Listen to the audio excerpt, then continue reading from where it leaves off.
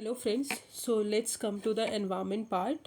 And environment part में जो first topic है that is IPBES assessment report. तो उन्होंने अभी रिसेंटली IPBES जो है वो that is intergovernmental science policy platform on biodiversity and ecosystem services, ये जो है इन्होंने अभी एक रिलेटेड एक रिपोर्ट रिलीज़ की है that is sustainable use of wild life, wild species जो है हमारी, जो भी हमारे टाइगर्स हो गए, जो भी हमारे लायंस हो गए, जो भी वाइल्ड स्पीशीज़ है जैसे कि पैन जो हमारे फॉरेस्ट एरियाज़ में रहते हैं, तो उन सब का जो है सस्टेनेबल यूज़ करना है, that is the assessment report. तो सबसे पहले इंपॉर्टेंट पॉइंट यही हो जाता है कि sustainable use of wild life species जो रिपोर्ट है वो कौन रिलीज़ करता है, तो दैट इज़ IPBES। तो इन्होंने रिसेंटली रिलीज़ की है। तो अभी IPBES क्या है, ये जो है ये 2012 में इस्टेब्लिश की गई थी और ये इंडिपेंडेंट इंटरगवर्नमेंटल ऑर्गेनाइजेशन है जो कि हमारी बायोडाइवर्सिटी दैट इज़ हमारी बायोलॉजिकल डाइवर्सिटी, हमारी जो स्पीशीज़ हैं, हमारे प्लांट्स हैं, जिनमें जितनी भी डाइवर्सिटी है उनमें उनका सस्टेनेबल यूज़ करना है और ह्यूमन वेलबींग के लिए वो बेनिफिट हो वो करना है। सेक्रेटेरिएट जो है इनका बॉन जर्मनी में लोकेटेड है और ये यूनाइटेड नेशन बॉडी नहीं है, याद रखिएगा। This is not United Nation body but United Nation environment programme जो है वो सेक्रेटेरिएट प्रोवाइड करता है, सेक्रेटेरिएट सर्विसेज प्रोवाइड करता है हमारे इस ऑर्गेनाइजेशन को, याद रखिएगा। It is not an United Nation body. इसमें 137 मेंबर्स हैं including India is also a member, और सारे जो मेंबर स्टेट हमारे यूनाइटेड नेशन के मेंबर हैं वो एलिजिबल है कि इसके मेंबरशिप बन सकते हैं, मेंबर बन सकते हैं। अब IPBES असेसमेंट रिपोर्ट जो है वो हमारे वाइल्ड स्पीशीज़ का सस्टेनेबल यूज़ करना है उसके लिए एनालिसिस करती है, उसमें टूल्स बताती है। और ये जो है first of its kind report है जो कि आफ्टर 4 years में कंडक्ट की गई है। अब ये 5 ब्रॉड कैटेगरीज ऑफ प्रैक्टिसेस पे बेस्ड है कि जो भी वाइल्ड स्पीशीज़ हैं उनके यूज़ के लिए 5 ब्रॉड प्रैक्टिसेस करनी पड़ेंगी। पहली चीज़ है फिशिंग, दूसरी चीज़ है गैदरिंग, तीसरी चीज़ है लॉगिंग, और फिर terrestrial animal harvesting and non-extractive practices such as observing. Okay, so these are the 5 broad categories जिसमें उन्होंने वो किया है। अब challenges क्या है, sustainable use of wild species के challenges क्या है, तो फर्स्ट सबसे पहला चैलेंजेस है दैट इज़ क्लाइमेट चेंज। तो आपको पता है बहुत सारी स्पीशीज़ ऐसी होती हैं जो क्लाइमेट चेंज को अडॉप्ट नहीं कर पाती इतना जल्दी, ठीक है। इकोलॉजिकल कंडीशन अगर चेंज हो रही है तो वो धीरे धीरे एक्सटिंक्ट हो जाती है, ख़त्म हो जाती हैं। तो क्लाइमेट चेंज जो है ये बहुत ही मेजर फैक्टर रोल प्ले करता है हमारी वाइल्ड स्पीशीज़ जो है जो हमारी बच नहीं पा रही है। दूसरी चीज़ है टेक्नोलॉजी एडवांस। क्या होता है, हम डिमांड जो है टेक्नोलॉजिकल एडवांस जो है वो बहुत ज़्यादा इंक्रीज़ हो रही है, तो इकोलॉजिकल जो हैबिटेट है जहाँ पे वाइल्ड स्पीशीज़ हमारी रहती है वो हमारा डिस्ट्रॉय हो रहा है और नेचुरल रिसोर्स भी डिप्लीट हो रहा है। ओवर एक्सप्लॉयटेशन की अगर बात करें तो ओवर एक्सप्लॉयटेशन के कारण बहुत ज़्यादा स्पीशीज़ जो है एक्सटिंक्ट हो रही है। For example 72% of the species जो है हमारी थ्रेटेंड है बाय ओवर एक्सप्लॉयटेशन। एग्रीकल्चर की बात करें तो एक्सपेंशन जो एग्रीकल्चर का हो रहा है और एग्रीकल्चरल जो प्रोडक्ट्स हम यूज़ कर रहे हैं, जो केमिकल्स यूज़ कर रहे हैं, जो फर्टिलाइजर्स यूज़ कर रहे हैं, इसके कारण हमारी वाइल्ड स्पीशीज़ भी बहुत लॉस हो रही हैं। तो अगर देखें तो about 20% of the wild tropical forest जो है वो लॉस हो रहा है। टूरिज्म की बात करें तो अनसस्टेनेबल अगर टूरिज्म है, मतलब लोग जो है खा के पैकेट्स फेंक देते हैं, सारी चीज़ें फेंक देते हैं, जिसके कारण हमारा सॉइल इरोजन बहुत हो रहा है, पॉल्यूशन इंक्रीज हो रहा है, नेचुरल हैबिटेट लॉस हो रहा है। इलीगल ट्रेड की बात करें तो ग्लोबल ट्रेड जो है वाइल्ड स्पीशीज़ में वो एक्सपैंड हुआ है सब्सटेंशियली इन वॉल्यूम, वैल्यू और ट्रेड नेटवर्क्स सभी चीज़ों में। और इलीगल ट्रेड जो है वाइल्ड स्पीशीज़ का वो 3rd largest class of illegal trade है, जो कि एस्टिमेट किया जाता है कि $69 to 199 बिलियन देता है, जिसकी वैल्यू इतनी है, ठीक है। तो दीज आर द चैलेंजेस जो हमारी वाइल्ड लाइफ फेस कर रहे हैं। अब व्हाट आर द सिग्निफिकेंस अगर हम सस्टेनेबल यूज़ कर रहे हैं हमारे वाइल्ड स्पीशीज़ का, तो पहली चीज़ ह्यूमन डिपेंडेंस जो वाइल्ड स्पीशीज़ पे है, मतलब बहुत सारी जैसे फिशिंग हो गई, फिश जो है वहाँ हम मतलब बहुत लोग खाते हैं एज अ प्रोटीन की तरह यूज़ करते हैं, बहुत लोगों का वही फूड स्ट्रक्चर है, तो वो इम्पॉर्टेंट है। दूसरी चीज़ ये लाइवलीहुड जो है, इंडिजीनियस पीपल जो है फिश इकट्ठा करते हैं फिर उसको बेचते हैं, ठीक है, लोकल कम्युनिटीज़ के लिए कहीं ना कहीं ये सोर्स ऑफ इनकम है एक टाइप का। और critical to reversing the global trend in biodiversity decline. तो these are the significance for use of wild life, sustainable use of wild life. Now let's come to what are the key elements of it. तो पहला है कि पहली चीज़ की equitable distribution करना है, जितना भी बेनिफिट हो रहा है हमको उसको फेयरनेस और राइट से इक्विटेबल डिस्ट्रीब्यूट करना है। मार्केट बेस्ड इंसेंटिव जो है उसको इफेक्टिवनेस बढ़ाना है, गवर्नेंस सिस्टम को बढ़ाना है, अलाइन करना है और कोऑर्डिनेट करना है सारी पॉलिसीज़ को सारे सेक्टर्स में, और हमको मॉनिटरिंग करना है हमारे इकोलॉजिकल और सोशल जो कैरेक्टर है, ठीक है। Policies that support secure tenure rights and equitable access to land, fisheries and forest, as well as poverty alleviation. Okay, तो these are the key elements. Now let's come to what are the recommendation of the report. Report ने अब क्या बोला, तो पहली चीज report ने बोला कि रेगुलेशन हमको बढ़ाना है. तो सबसे पहली चीज कि जो भी सप्लाई चेन हो रहा है लोकल लेवल से ग्लोबल फूड चेन तक, ग्लोबल तक हम जो भी सप्लाई कर रहे हैं, तो उसका रेगुलेशन जो है बहुत अच्छे से होना चाहिए कि जो भी हमारा ट्रेड है वाइल्ड स्पीशीज में जो है अगर इंक्रीज हो रहा है तो वाइल्ड स्पीशीज पे जो है वो प्रेशर नहीं होना चाहिए और अनसस्टेनेबल प्रैक्टिसेस नहीं अडॉप्ट करना है, हमको सस्टेनेबल प्रैक्टिसेस अडॉप्ट करना है. दूसरी चीज़, promote sustainable use of wild species for example, क्योंकि वो कहीं ना कहीं हमको सस्टेनेबल यूज़ के लिए प्रमोट करना है. दीज आर जैसे कि इंक्लूसिव और पार्टिसिपेटरी डिसीजन मेकिंग लानी है, इंस्टीट्यूशन बनाना है, फेयर और इक्विटेबल डिस्ट्रीब्यूट करना है और मॉनिटरिंग करना है हमारे सारी वाइल्ड स्पीशीज़ का. फिर कॉपरेशन की अगर बात करें तो साइंटिस्ट, इंडिजीनियस पीपल है, उन सबको साथ में ला के स्ट्रेंथन करना है सारा सस्टेनेबल यूज़ जो हमारा वाइल्ड स्पीशीज़ का है. ट्रांसफॉर्मेटिव चेंजेस की अगर बात करें तो they are needed to ensure sustainable use and enhance sustainability of the use of wild species. ठीक है, इनोवेशन जो है, टेक्नोलॉजिकल इनोवेशन करना है जो कि हमारे एफिशिएंसी को एनहांस करेगा और वेस्ट जो है हमारे सस्टेनेबल जो वेस्ट हो रहा है उसको रिड्यूस करेगा. Okay, so this is called sustainable use of wild life, that is the report of IPBES. Now let's come to the project tiger. तो अभी ये न्यूज़ में इसलिए है कि प्रोजेक्ट टाइगर ने 50 ईयर्स कंप्लीट कर लिए हैं. 2023 में वो 50 ईयर्स कंप्लीट कर लेंगे प्रोजेक्ट टाइगर का. अब प्रोजेक्ट टाइगर आपको सभी को पता होगा कि 1973 में हमने लॉन्च किया था और ये सेंट्रली स्पॉन्सर्ड स्कीम है जो कि मिनिस्ट्री ऑफ एनवायरमेंट, फॉरेस्ट और क्लाइमेट चेंज ने लॉन्च किया था. ये जो है क्या प्रोवाइड करती है, सेंट्रल असिस्टेंस, मतलब सेंट्रल जो है वो असिस्टेंस देता है, पैसे देता है या फिर जो भी कंजर्वेशन के लिए जो भी चीज़ें होती है वो प्रोवाइड करता है. जो भी हमारे टाइगर स्टेट है हमारे कंट्री में उनको कि वो इन सीटू कंजर्वेशन कर सके. इन सीटू कंजर्वेशन मतलब जहाँ पे उनका हैबिटेट है वहीं पर कंजर्व कर सके, ना कि एक्स सीटू कहीं और ले जाके कंजर्व करे. ठीक है, ये इनिशियली 9 टाइगर रिजर्व्स में लॉन्च हुआ था, बट अभी जो है बहुत सारे टाइगर रिजर्व्स में इसको फैला दिया गया है. इम्प्लीमेंटिंग एजेंसी जो है इसकी नेशनल टाइगर कंजर्वेशन अथॉरिटी है जो कि वाइल्ड लाइफ प्रोटेक्शन एक्ट के द्वारा एस्टेब्लिश की गई. तो this is a statutory body. Funding pattern की बात करें तो सेंट्रल जो है फाइनेंशियल असिस्टेंस प्रोवाइड करेगा 60% ऑल नॉन रिकरिंग आइटम्स के लिए और 50% जो है जो भी रिकरिंग आइटम्स है उनके लिए, और नॉर्थ ईस्टर्न और हिमालयन स्टेट को 90% सेंट्रल असिस्टेंस मिलेगा. अब व्हाट आर द प्रोजेक्ट, मतलब व्हाट रोल जो है हमारा प्रोजेक्ट, जो भी ये प्रोजेक्ट टाइगर है क्या रोल प्ले किया हमारे कंजर्वेशन स्ट्रेटजी में, मतलब जो हमने टाइगर रिजर्व्स मतलब टाइगर को प्रोटेक्ट किया या नहीं किया, तो क्या रोल, क्या बेनिफिट हुआ हमको इस चीज़ का. तो सबसे पहली चीज़ कि स्टेब्लिशमेंट और डेवलपमेंट जो हुआ है, बहुत सारे टाइगर रिजर्व्स उसके बाद स्टेब्लिश हुए और currently 53rd tiger reserve that is Guru Ghasidas tiger reserve and Tamor Pingla wild life sanctuary जो कि छत्तीसगढ़ में है. This is the 53rd tiger reserve जो अभी स्टेब्लिश किया गया है. तो याद रखिएगा, Guru Ghasidas national tiger reserve and Tamor Pingla wild life sanctuary जो है ये कहाँ पे है, हमारी छत्तीसगढ़ में. तो this is the new tiger reserve that is 53rd tiger reserve. तो हमारे कंट्री में कितने टाइगर रिजर्व है, 53 टाइगर रिजर्व है. फिर कोर बफर स्ट्रैटेजी अडॉप्ट किया है कि टाइगर रिजर्व को कैसे मैनेज करना है. तो कोर एरियाज में जो है टाइगर को प्रोटेक्ट किया जाएगा जहाँ पे ह्यूमन एक्टिविटीज़ को पूरी तरह बंद किया गया और एक ऐसा बफर एरिया बनाया जहाँ पे ह्यूमन भी जा सकते हैं. तो नेशनल टाइगर कंजर्वेशन अथॉरिटी जो है अभी रिसेंटली उन्होंने न्यू कंस्ट्रक्शन जो है टाइगर रिजर्व्स में बैन कर दिया. जो भी टाइगर रिजर्व्स कोर एरियाज वहाँ पे कंस्ट्रक्शन को बैन किया है.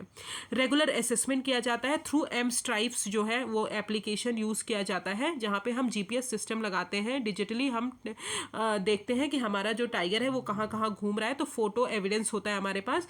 फिर independent monitoring and evaluation of tiger reserve हमने किया, जैसे कि MEE फ्रेमवर्क लॉन्च किया, that is management effectiveness evaluation framework. ठीक है, फिर एंटी पोचिंग इनिशिएटिव्स लॉन्च किए जैसे कि स्पेशल टाइगर प्रोटेक्शन फोर्स जो कि डिप्लॉय किया गया सेवरल टाइगर रिजर्व्स में कि एंटी पोचिंग जो एक्टिविटीज़ हैं वो देखें हम. अवेयरनेस बढ़ाया गया लोकल पब्लिक में कि वो सपोर्ट प्रोवाइड करे. सस्टेनेबल टूरिज्म प्रमोट किया गया है through national tiger conservation authority guidelines 2012 और technological advancement unmanned aerial vehicles हमने यूज़ किए सर्विलेंस और उनके मॉनिटरिंग के लिए, जो भी टाइगर्स हैं उनके मॉनिटरिंग के लिए. अदर सिग्निफिकेंट एक्टिविटीज़ की अगर बात करें तो कैपेसिटी बिल्डिंग की, frontline personnel posted in tiger reserve, information technology का यूज़ किया, ह्यूमन वाइल्ड लाइफ का कॉन्फ्लिक्ट्स को एड्रेस किया. So these are the benefits of जो हमारा रोल प्ले किया हमारा जो प्रोजेक्ट टाइगर है, ठीक है। अब इंटरनेशनल कोऑपरेशन भी है हमारे टाइगर कंजर्वेशन से रिलेटेड। उससे पहले हम ये पढ़ लेते हैं कि रोल तो हमारा प्ले किया, पर व्हाट आर द चैलेंजेस। अभी भी टाइगर एफर्ट्स टाइगर को कंजर्व नहीं कर पा रहे। पहली चीज़ स्ट्रक्चरल और इम्प्लीमेंटेशनल इशूज़ बहुत ज़्यादा है प्रोजेक्ट टाइगर के साथ। पहली चीज़ कि फॉरेस्ट डिपार्टमेंट और लोकल कम्युनिटीज़ जो है उनके बीच में कॉन्फिडेंस नहीं है, ना ही उनके बीच में ट्रस्ट है कि वो एक दूसरे को ट्रस्ट करे, पार्टिसिपेशन करे, पूरा पार्टिसिपेशन है उनका। लो कैपेसिटी, लोकल फॉरेस्ट ऑफिशियल जो है उनके पास कैपेसिटी कम रहती है कि इफेक्टिवली वो मैनेज कर सके, मॉनिटरिंग कर सके हमारे पूरे टाइगर पॉपुलेशन की। एडिक्वेट प्रोटेक्शन जो है आउटसाइड एरियाज में नहीं मिलता है। ऑल इंडिया टाइगर एस्टिमेशन की अगर बात करें तो 2018 में 35% ऑफ द टाइगर्स जो है इंडिया के वो आउटसाइड टाइगरिज्म में घूमते रहते हैं, ठीक है। इशूज़ जो है रिहेबिलिटेशन से भी रिलेटेड है, जो भी पॉपुलेशन वहाँ पे इफेक्ट होती है। फाइनेंशियल कंस्ट्रेंट्स भी है टाइगर रिजर्व्स में, और ह्यूमन वाइल्ड लाइफ कॉन्फ्लिक्ट्स जो है, रिटेलिएटरी किलिंग्स जो है वो बहुत ज़्यादा बढ़ रहा है। तो रिसेंटली अगर बात करें तो ह्यूमन टाइगर कॉन्फ्लिक्ट जो है इंक्रीज हुआ है रिसेंट ईयर्स में because of habitat loss, fragmentation, degradation, ये सारे के कारण। फिर pockets of isolated and small population in certain area which leads to increase in frequency of detrimental genetic variant बहुत ज़्यादा हो जाता है। अदर प्रोमिनेंट थ्रेट्स की अगर बात करें तो इलीगल पोचिंग होती है, वाइल्ड लाइफ ट्रेड वगैरह नहीं होता, सीवियर लॉस होता है हमारे नेचुरल प्रे पॉपुलेशन का। So these are the challenges अभी भी परसिस्ट है। अब what are the way forward. तो एक्सपैंडिंग, सबसे पहले हमको क्वालिटी जो है हमारे हैबिटेट्स की उसको एक्सपैंड करना है, उसको इम्प्रूव करना है, और जो प्रे स्पीशीज़ है उनको रिस्टोर करना है। मैनेजमेंट और मिनिमाइज करना है कि कितना कम हम ह्यूमन एनिमल कॉन्फ्लिक्ट करवा पाए, ह्यूमन टाइगर कॉन्फ्लिक्ट, कि वाइल्ड लाइफ हमारा प्रोटेक्टेड रहे। सबसे पहली चीज़ कैसे हम कराएंगे, आउटरीच सिस्टम को हमको क्रिएट करना है जहाँ पे हम कम्युनिटीज़ को हेल्प करेंगे कि वो अंडरस्टैंड कर सके कि क्या रिस्क है हमारा। इंसेंटिव्स प्रोवाइड करना पड़ेगा, और national response system for human tiger conflict जो है हमको स्टेब्लिश करना पड़ेगा। फिर तीसरी चीज़ है कि सपोर्ट, लोकल सपोर्ट जो है टाइगर कंजर्वेशन के लिए बहुत ज़्यादा ज़रूरी है, बिकॉज वो लोग जानते हैं कि वो लोग क्या फेस कर रहे हैं। सेफ कनेक्टिविटी अमंग ह्यूमन्स में बढ़ाना है। Okay, so these are the way forward. Now let's come to what are the international cooperation for tiger conservation. तो सबसे पहला है global tiger initiative, very important. ये ग्लोबल अलायंस है जो हमारी 13 टाइगर रेंज कंट्रीज है, 13 टाइगर रेंज कंट्रीज है, जैसे कि हमारा भूटान हो गया, नेपाल हो गया, बांग्लादेश हो गए। तो these are the 13 tiger range countries, जो कि इन पे इंडिया भी आता है। यहाँ पे हमको टाइगर को प्रोटेक्ट करना है, और ये इसमें बहुत सारे ऑर्गेनाइजेशन ने मिलकर ये लॉन्च किया, जैसे कि world bank, global environment facility etcetera. दूसरा चीज़ है ग्लोबल टाइगर फोरम, जो कि इंडिया जो है one of the founding member है इसका, और ये इंटर गवर्नमेंटल फोरम है जो कि एक्सक्लूसिवली सिर्फ टाइगर को कंजर्वेशन के लिए देखता है। बायलैटरल इंस्ट्रूमेंट्स की अगर बात करें तो protocol on conservation of tiger with China, फिर मेमोरेंडम ऑफ अंडरस्टैंडिंग बांग्लादेश के साथ साइन किया हमने सुंदरबंस को कंजर्व करने के लिए। मेमोरेंडम ऑफ अंडरस्टैंडिंग म्यांमार के साथ साइन किया कि to combat timber trafficking and conservation of tigers and other wildlife. अब आते हैं अचीवमेंट्स क्या है टाइगर कंजर्वेशन के इंडिया में। तो हमारा एस्टिमेशन जो है टाइगर्स का वो बहुत इंक्रीज हुआ है। इंडिया ने TX2 जो इनिशिएटिव है जो कि 2018 में अचीव कर लिया है, मतलब 2022 तक हमको अचीव करना था, बट इंडिया ने 2018 में ही कर लिया, तो पहले 4 साल पहले ही कर लिया। और TX2 जो है यहाँ पे हमको जो हमारे ग्लोबल जो हमारे टाइगर पॉपुलेशन है उनको डबल करना है बाय 2022 तक। तो इंडिया ने ऑलरेडी डबल कर लिया है, और इसको हम सेंट पीटर्सबर्ग टाइगर समिट भी बोलते हैं, जो कि 13 टाइगर रेंज कंट्रीज में अडॉप्ट किया गया है। अब 14 टाइगर रिजर्व्स हमारे इंडिया में कैट्स के अंदर आते हैं। कैट्स ये ग्लोबली एक्सेप्टेड कंजर्वेशन प्रोग्राम है, टूल है, जहाँ पे हम टाइगर को मैनेज करते हैं और असेसमेंट बनाते हैं। तो इंडिया के जो 14 टाइगर रिजर्व्स हैं उन्होंने कैट्स को अचीव कर लिया और उनको अवार्ड भी मिला है। अब रिलेटेड न्यूज़ में अगर देखें तो अभी हमने देखा था कि कान्हा नेशनल पार्क से जो है हमको सतकोशिया नेशनल पार्क जो उड़ीसा में है वहाँ पे हमको टाइगर को रिलोकेट करना था। तो सुंदरी जो था एक फीमेल टिग्रिस थी, मतलब फीमेल टाइगर था, जो कि शिफ्ट किया गया था मध्य प्रदेश से उड़ीसा में। बट अभी ये जो इंटरलोकेशन है दैट वो फेल हो गया है कि फिर से वो कहाँ लौट गया है, फिर से वो मध्य प्रदेश लौट गया है। तो अबाउट टाइगर रिलोकेशन प्रोजेक्ट की अगर बात करें तो 2018 में हमने लॉन्च किया था, जहाँ पे हमने बोला था कि 2 बिग कैट्स मेल जो होंगे जिनको महावीर बोला जाता है, जो कि कान्हा नेशनल टाइगर रिजर्व में पाए जाते हैं मध्य प्रदेश में, और फीमेल जो है दैट इज सुंदरी, वो बांधवगढ़ नेशनल पार्क जो है मध्य प्रदेश में वहाँ पाए जाते हैं। वहाँ से उनको रिलोकेट किया जाएगा सतकोशिया रिजर्व में, दैट इज उड़ीसा, कि वहाँ पे टाइगर पॉपुलेशन बढ़ जाए। पर रीज़न क्या है, फेल हो गया बिकॉज वो लौट आया फिर से मध्य प्रदेश। तो रीज़न क्या है, पहली चीज़ की फील्ड स्टाफ और टाइगर रिजर्व मैनेजमेंट जो है वहाँ पे एडिक्वेटली प्रिपेयर नहीं थे। कैपेसिटी जो थी टाइगर मॉनिटरिंग की और प्रोटेक्शन की वो बहुत पुअर थी। थी, लोकल कम्युनिटीज़ जो है उनको कॉन्फिडेंस में नहीं ले गया, और कंपटीशन जो था एग्जिस्टिंग फीमेल जो टाइगर थी हमारी वहाँ पे उड़ीसा में, उनके साथ जो है कंपटीशन चलने लगा कोर एरिया में। दैट्स वाई जो है ये हमारा टाइगर रिलोकेशन प्रोजेक्ट जो है फेल हो गया। Now let's come to the about Indian tiger and royal Bengal tiger. उसको रॉयल बंगाल टाइगर भी बोलते हैं और पैंथेरा टाइगर्स भी बोलते हैं। तो ये क्या है, ये टाइगर स्पीशीज़ जो है ये हमारे इंडिया में मिलती हैं।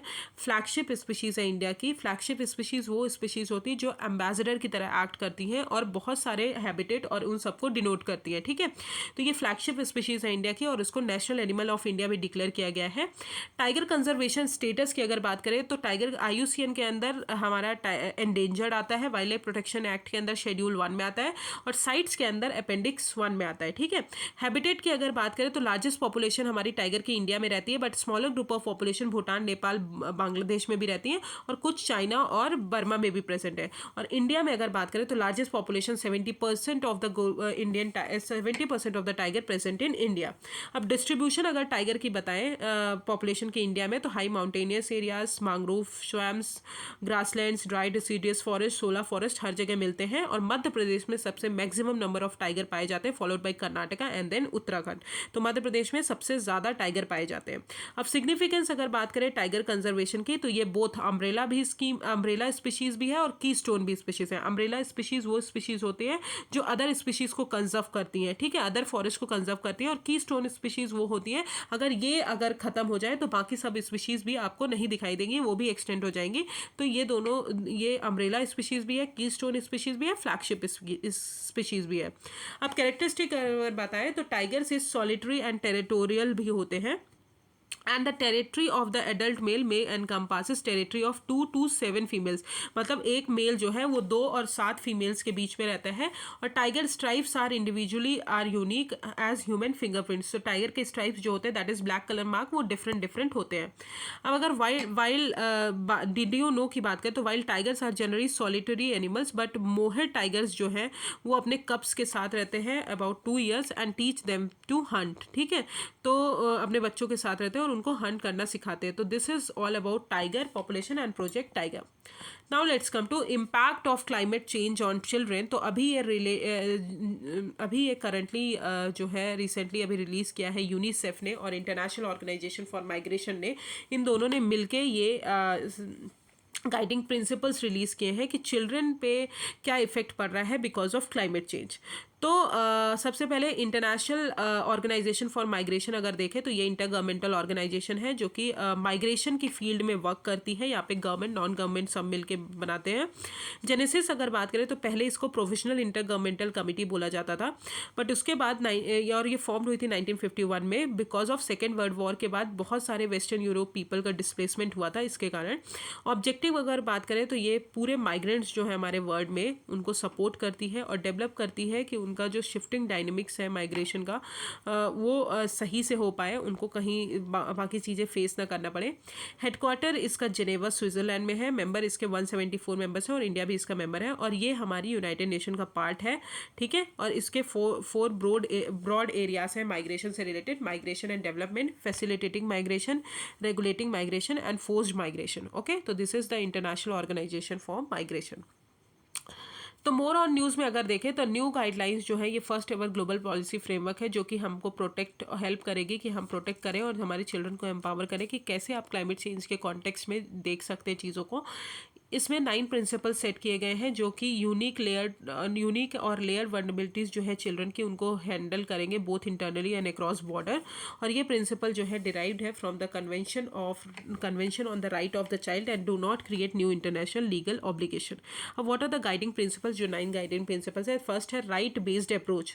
तो यहाँ पे ये गारंटी किया गया है कि जो भी राइट्स हैं हमारे चिल्ड्रन के, convention on the rights of the child, वो हमारे प्रोटेक्टेड होना चाहिए, वही राइट्स हमको प्रोवाइड करना है। Best interest of the children prioritise करना है कि जहाँ पे चिल्ड्रन का बेस्ट इंटरेस्ट हो ऑल डिसीजन मेकिंग में, वहाँ पे उनको लेना है। अकाउंटेबिलिटी की बात करें तो गवर्नमेंट एंड अदर एक्टर्स जो हैं वो अकाउंटेबल होंगे अपने डिसीजंस के लिए, जो भी डिसीजन वो रिलेटेड टू चिल्ड्रन लेते हैं। Awareness and participating in decision making, तो चिल्ड्रन को राइट है कि वो भी इन्फॉर्म किया जाए और उनको कंसल्ट किया जाए और पार्टिसिपेट किया जाए हर डिसीजन मेकिंग में। फैमिली यूनिटी की अगर बात करें तो चिल्ड्रन के पास राइट है कि हर पेरेंट्स उनकी केयर करे और केयर गिवर्स हो और उनको सेपरेट ना करें। Protection and safety and security, protect करना है चिल्ड्रन को from harmful throughout the journey. Education, health care, social services हमको प्रोवाइड करना है। डिस्क्रिमिनेट नहीं करना है। Enable children to exercise their rights irrespective of their and their parents migratory status. Nationality की अगर बात करें तो स्टेट्स के पास स्टेट को ऑब्लिगेशन होगा कि वो माइग्रेंट चिल्ड्रन को नेशनैलिटी ग्रांट करे। तो these are the 9 principles related to this. Now let's come to how does climate change disproportionality impact children. कैसे चिल्ड्रन को क्लाइमेट चेंज इम्पैक्ट करता है। तो पहली चीज़, ग्रेटर रिस्क होता है माल न्यूट्रिशन का, क्योंकि एब्यूज, ट्रैफिकिंग, एक्सप्लॉयटेशन बहुत ज़्यादा बढ़ जाता है। वो एसेंशियल सर्विसेज नहीं पा पाए, ये भी एक रिस्क होता है, जैसे कि एजुकेशन नहीं मिल रहा है, हेल्थ नहीं मिल रहा है, न्यूट्रिशन। अदर इश्यूज होते हैं, स्टेटलेस महसूस करें, सेपरेट हो जाए फैमिली से, डिटेंशन हो जाए, पुअर लिविंग कंडीशन हो जाए, जेनोफोबिया हो जाए। तो these are the some problems जो कि डिस्प्लेसमेंट के बाद फेस करते हैं। फिर दूसरी चीज़ है पॉलिसी इनएडिक्वेसी। तो क्लाइमेट पॉलिसीज जो है वो कहीं ना कहीं स्पेसिफिक रिस्क को एड्रेस नहीं करती जो चिल्ड्रन फेस करते हैं। एक्सट्रीम वेदर इवेंट्स, जो चिल्ड्रन जो है क्लाइमेट चेंज जो है, बहुत ज़्यादा वेदर इवेंट्स चेंज होते हैं क्लाइमेट चेंज के कारण, बहुत ज़्यादा इमरजेंसीज आती हैं। डिप्रिवेशन जो होता है यंग एज में, उसके कारण बहुत सारी अपॉर्चुनिटी लूज कर जाते हैं चिल्ड्रन। और trapped in vicious cycle, children lack of access to key essential services also reduce their resiliency. ठीक है, तो ये सब भी हमारा रिड्यूस हो जाता है। अब children's elevated vulnerability to climate change, physical vulnerability होती है, ठीक है, साइकोलॉजिकल वर्नेबिलिटी और इमोशनली वर्नेबिलिटी होती है। अब की ट्रेंड स्टैटिस्टिक्स देखें तो 2020 में नियरली 10 मिलियन चिल्ड्रन जो है डिस्प्लेस्ड हुए हैं due to weather related events and nearly 90% of the global burden जो डिसीज़ है एसोसिएटेड विद क्लाइमेट चेंज, जो कि चिल्ड्रन हमारे 5 साल के अंदर ही फेस करते हैं। और इंडिया जो है अमंग 4 साउथ एशियन कंट्रीज़ है जहाँ पे चिल्ड्रन जो है बहुत रिस्क फेस कर रहे हैं because of climate change. Now let's come to what is the way forward. तो पहली चीज़ है पॉलिसी सपोर्ट प्रोवाइड करना है, जो हमारी लोकल गवर्नमेंट है, नेशनल गवर्नमेंट है, सिविल सोसाइटीज़ है, इनको ये गाइडिंग प्रिंसिपल यूज़ करना है, फॉर्मुलेट करना है, इम्प्लीमेंट करना है child related migration policies. Appropriate guidance provide करना है चिल्ड्रन को कि अपना राइट आप देखिए बाय इंक्रीजिंग देयर अवेयरनेस और encouraging their participation. Climate responsiveness of social protection system को इम्प्रूव करना है, इस्टेब्लिश करना है चाइल्ड फ्रेंडली जस्टिस सिस्टम और रैपिड रिडक्शन करना है हमारे एम्बिशन का, जिसके कारण हमारा माइग्रेशन जो है क्लाइमेट चेंज के कारण वो कम हो पाए। So this is the report जो कि किसने रिलीज किया, UNICEF and international organisation for migration ने। Now let's come to offshore wind energy, very important topic. तो ministry of new and renewable energy ने अभी रिलीज की है, that is strategy paper for establishment of offshore wind energy project. तो strategy paper release किया है। तो सबसे पहले हम देखते हैं कि व्हाट इज विंड एनर्जी। तो विंड एनर्जी जो है one of the fastest growing renewable energy technologies है हमारे इंडिया में। और विंड एनर्जी जो है मोर देन 35 गीगावाट कंट्रीब्यूट कर रहा है एज ऑन मार्च 2019। और नेशनल टारगेट जो है इंडिया का विंड एनर्जी के लिए दैट इज 60 गीगावाट हमको अचीव करना है बाय 2022। तो 2 वेज से हम विंड एनर्जी को जनरेट कर सकते हैं। पहली चीज़ है ऑनशोर विंड एनर्जी, दूसरी चीज़ है offshore wind energy. Onshore wind energy में पावर जो है, जो भी टर्बाइंस है वो जो भी विंड टर्बाइंस जनरेट, मतलब जो भी पावर हमारी विंड टर्बाइन से जनरेट होते हैं वो लैंड पे लोकेटेड होते हैं, ठीक है, लैंड ड्रिवन होते हैं bye there natural movement of air. जो एयर का नेचुरल मूवमेंट है हम उससे जो है विंड टर्बाइंस को रन कराते हैं और उसके कारण हमारा पावर जनरेट होता है। और जनरली ऑनशोर विंड एनर्जी जो है लैंड पे होते हैं। बट ऑफशोर विंड एनर्जी वो है जहाँ पे एनर्जी जो है जनरेट किया जाता है from farms that are located on shallow open water, जो कि वाटर में, जो कि ओशंस में लोकेटेड रहते हैं, जिनकी हायर विंड स्पीड होती है, ठीक है। तो onshore and offshore, onshore land पे होता है, ऑफशोर कहाँ पे होता है हमारा ओशंस पे। तो स्ट्रैटेजी पेपर की अगर बात करें तो पेपर ने अभी आइडेंटिफाई किया है 16 जोन्स इन टोटल, जो कि ऑफ द कोस्ट जो है गुजरात और तमिलनाडु में है, जहाँ पे ऑफशोर विंड एनर्जी हमको पावर करना है। इंसेंटिवाइज करेंगे हमारी कंपनीज को कि वो ऑफशोर विंड एनर्जी स्पेस जो है करें, इंक्लूडिंग वेवर, उनको ट्रांसमिशन चार्जेस में वेवर दिया जाएगा, रिन्यूएबल एनर्जी क्रेडिट्स भी दिए जाएंगे, कार्बन क्रेडिट्स भी दिए जाएंगे, ठीक है, और वेबिलिटी गैप फंडिंग भी दिया जाएगा। तो यहाँ पे 3 मॉडल प्रपोज किए गए हैं। तो अब देखते हैं ऑफशोर विंड एनर्जी होता क्या है। तो according to ministry of new and renewable energy, India ने 127 gigawatt of offshore wind energy generate किया है, कितना 127 gigawatt of offshore wind energy generate किया है with its 7,600 kilometre of coastline. Out of total अगर बात करें तो हमारी मोर देन 95% जो है हमारी विंड एनर्जी वो कहाँ से 7 स्टेट से जनरेट होती है, that is Andhra Pradesh, Gujarat, Karnataka, Madhya Pradesh, Maharashtra, Rajasthan and Tamil Nadu. और national institute of wind energy जो है एस्टिमेट किया गया कि 36 gigawatt of offshore wind energy potential exist off the coast of Gujarat and Tamil Nadu. Okay, so these are the what is offshore wind energy. Now let's come to what is the steps taken by government to promote the offshore wind energy. पहली चीज़ national offshore wind energy policy लाई 2015 में, जहाँ पे offshore wind power को develop करना है हमको, कि हमारा जो इकोनॉमिक जो हमारी 200 नॉटिकल माइल्स तक डिस्टेंस है वहाँ बेस लाइन तक, वहाँ तक हम डेवलप कर सकें। फिर ministry of new and renewable energy जो है उसको नोडल मिनिस्ट्री बनाया गया, और national institute of wind energy को नोडल एजेंसी बनाया गया कि वो डेवलप करे offshore wind energy in India.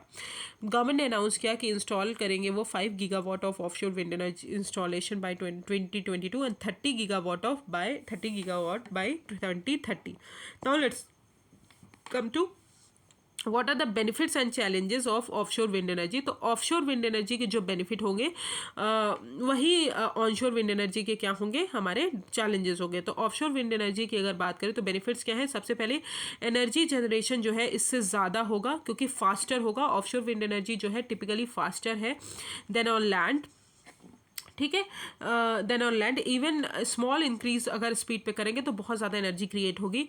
Wind consistency जो है वो ज़्यादा होगी। विंड की स्पीड जो है ऑफशोर में डोंट वेरी, मतलब ज़्यादा वेरी नहीं करती, और डायरेक्शन भी जो है ज़्यादा चेंज नहीं होता, तो हमारी विंड की स्पीड बहुत अच्छी रहेगी। कोई भी लैंड का इंटरफेरेंस नहीं होगा क्योंकि वो उनमें कोई भी विंड फ्लो फिजिकल ऑब्स्टिकल्स नहीं आएंगे बिकॉज वो ओशंस में रहेगा, और एनर्जी जो है वो ज़्यादा जनरेट करेंगे जिसके कारण हमारी इलेक्ट्रिसिटी भी ज़्यादा जनरेट होगी। But what are the challenges, higher cost है क्योंकि हम इंफ्रास्ट्रक्चर क्रिएट करने के लिए ऑफशोर विंड एनर्जी के लिए बहुत ज़्यादा पैसा चाहिए। मेंटेनेंस, बिकॉज सी वेव्स और बहुत सारी विंड्स आती हैं जो कहीं ना कहीं हमारे टर्बाइंस को डैमेज कर सकती है, तो वो भी एक इशू है। और मरीन लाइफ हमारी इम्पैक्ट होगी बिकॉज नॉइस बहुत क्रिएट होगा जब उसकी आवाज़ आएगी चलने की, तो जिसके कारण इम्पैक्ट होगा फौना और अदर मरीन लाइफ पे। अब आते हैं what are the benefits of onshore wind energy. तो लेस एक्सपेंसिव है, इंफ्रास्ट्रक्चर जो है उसके लिए बहुत कम लगेगा। शॉर्टर केबल्स, लेस डिस्टेंस है between the turbines and the consumer, तो लेस वोल्टेज ड्रॉप होगा। सराउंडिंग्स पे कम इम्पैक्ट होगा और क्विक इंस्टॉलेशन हो सकता है इसका, ठीक है। अब व्हाट आर द चैलेंजेस, तो विंड स्पीड जो है वो बहुत वेरी करेगी बिकॉज लैंड पे है, तो लैंड पे बहुत सारी चीज़ें आ जाती हैं। फिजिकल ब्लॉकेज बहुत ज़्यादा होगा। Intermittent energy, because onshore turbines जो है ईयर राउंड रन नहीं करते, दे रिक्वायर फॉसिल फ्यूल्स, तो बहुत सारा फॉसिल फ्यूल्स बैकअप भी चाहिए होता है, तो ये these are the issues related to onshore. Now let's come to the way forward. तो वे फॉरवर्ड सबसे पहले इंपॉर्टेंट क्या है कि हमको रिन्यूएबल परचेज ऑब्लिगेशन जो है उसको कंसीडर करना है। तो करंटली सिर्फ नॉन सोलर और सोलर के लिए है आरपीओ, बट हमको जो है आरपीओ जो है हर चीज़ के लिए हमको देना चाहिए। लोअर टैक्सेस को लोअर करना है। विंड पावर जनरेशन कंपनीज जो है वो इनपुट टैक्स क्रेडिट जो है क्लेम नहीं करती है जब वो जीएसटी पे करती है, बट यहाँ पे ज़रूरी है कि एक्साइज ड्यूटीज़ और जीएसटी जो है उनको कम करें, जैसे कि एवरी प्रोजेक्ट जो है वो अफोर्डेबल हो पाए। फीड इन टैरिफ की अगर बात करें तो फीड इन टैरिफ जो है ये प्राइस ड्रिवन पॉलिसी है, जहाँ पे रिन्यूएबल एनर्जी एक्सपेंशन को प्रमोट करना है, जहाँ पे गवर्नमेंट जो है गारंटी परचेस देती है। जो भी रिन्यूएबल एनर्जी सोर्सेज हैं वहाँ से गवर्नमेंट जो है इलेक्ट्रिसिटी परचेस करेगी फिक्स्ड पीरियड ऑफ टाइम में। तो डिस्कम्स जो है वो फिट रेगुलेशन को अडॉप्ट करें और ये करें कि offshore wind energy power procurement जो है उसको मैंडेटरी करें। तो FIT can be use to promote offshore and wind energy wind power in early stage of development until it becomes economically viable. तो अर्ली स्टेजेस में हमको फिट जो है यूज करना चाहिए feed in tariff. Now let's come to what are the India cumulative wind power installation by the state. तो सबसे पहले आप सबसे ज़्यादा गुजरात और हमारे तमिलनाडु करते हैं, तो तमिलनाडु 25% करता है, गुजरात, बाकी राजस्थान भी है, महाराष्ट्र, कर्नाटका, मध्य प्रदेश, केरला, आंध्र प्रदेश, तेलंगाना, तो ये सारे स्टेट्स भी करते हैं, ठीक है। Now let's come to groundwater contamination. Groundwater contamination is very important topic. Now तो अभी ये न्यूज़ में इसलिए कि वर्ल्ड बैंक ने रिसेंटली रिपोर्ट रिलीज की है, that is seeing the invisible, a strategy report on ground water quality. तो की फाइंडिंग ये है कि 150 मिलियन पीपल जो है अभी डेंजरस लेवल्स ऑफ आर्सेनिक मिल रहा है ड्रिंकिंग वाटर्स में. ठीक है, तो फ्लोराइड जो अगर ड्रिंकिंग वाटर में मिल रहा है तो उससे फ्लोरोसिस जो है हमको बहुत ज़्यादा हो सकता है. तो सोर्सेज क्या है? पहली चीज़ जियोजेनिक, नेचुरली अकरिंग कंटामिनेंट्स होते हैं बिकॉज ऑफ जियोकेमिकल कैरेक्टरिस्टिक्स, जैसे कि aquifer and environment condition different है, तो वहाँ पे आर्सेनिक, फ्लोराइड, यूरेनियम मिलते हैं. एंथ्रोपोजेनिक कंटामिनेंट्स की बात करें तो फेकल पैथोजेंस बहुत ज़्यादा है. एग्रीकल्चर पॉल्यूटेंट्स जो है रन ऑफ होके जाके हमारे ओशंस में मिलते हैं. इंडस्ट्रियल केमिकल्स भी हैं. और सेलिनिटी जो है due to sea water intrusion, over exploitation और ग्राउंड वाटर जो है बहुत ज़्यादा होता है. अब एक्सटेंट क्या है ग्राउंड वाटर पॉल्यूशन का इंडिया में? तो वेस्ट बंगाल, झारखंड, बिहार, उत्तर प्रदेश, आसाम, ये सारे स्टेट्स जो हैं बहुत ज़्यादा आर्सेनिक कंटामिनेटेड है. फ्लोराइड कंटामिनेशन जो है वो widely different parts of the India में प्रेवलेंट है, बट पर्टिकुलरली आंध्र प्रदेश, तमिलनाडु, उत्तर प्रदेश, गुजरात और राजस्थान में सबसे ज़्यादा है. इंडिया के एक्वाफर्स फ्रॉम 16 स्टेट जहाँ पे यूरेनियम कंटामिनेंट्स मिलता है. और हाई नाइट्रेट कंसनट्रेशन जो है ग्राउंड वाटर में इंडिया में ऑलमोस्ट सारे हाइड्रोलॉजिकल फॉर्मेशंस में मिलता है.